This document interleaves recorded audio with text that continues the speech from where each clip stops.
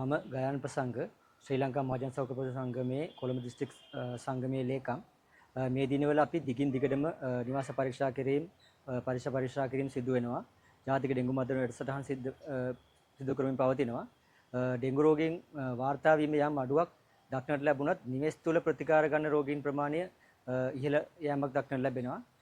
ඉතින් ඔබගෙන් ඉල්ලන්න තියෙන මේ දවස්වල අපි පරීක්ෂා කරද්දී අපිට දකින්න ලැබෙන කාරණාව තමයි විශේෂයෙන්ම ගෙවල් තුල සහ නිවෙස් ඇතුලේ මදුරම් බෝන ස්ථාන විශාල ලෙස හම්බ වෙනවා.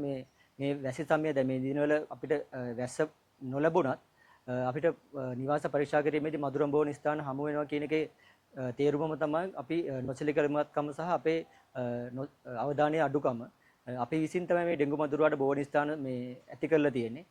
මේ දිනවල වර්ෂාවක් නැහැ. ඒ කියන්නේ අපි මදුරුවාට බෝ වෙන්න තියපු ස්ථාන වල තමයි මදුරු කීටියා බිත්තර දාලා අපිට මදුරුව අද දක්නට ලැබෙන්නේ. ඒක නිසා ඔබගෙන් විශේෂයෙන් ඉල්ලන් තියෙන කාරණාව තමයි මේ දිනවල ඔබගේ නිවස ඇතුළ මදුරම් බෝ විහක ස්ථාන පරීක්ෂා කරන්න, නිවසේ ඔබ ජලය එකතු කරලා තියෙනවා නම් මොන හරි ඒවා නිතර මාරු කරන්න, පිරිසුදු කරන්න, අවධානය යොමු කරන්න, පීලි පිළිබඳව අවධානය යොමු කරන්න, ෆ්‍රිජ් එක පිටිපස්සේ බලන්න. මේ වගේ අපිට ඇස නොගැටෙන තැන්වල අවධානය යොමු කරන්න කියලා සිටිනවා. මොකද වතුර අපි විසින් නිර්මාණය කරන තැන්වල තමයි මේ දිනවල අපිට ගොඩක්ම මදුරු කීටෝ දක්නට ලැබෙන්නේ.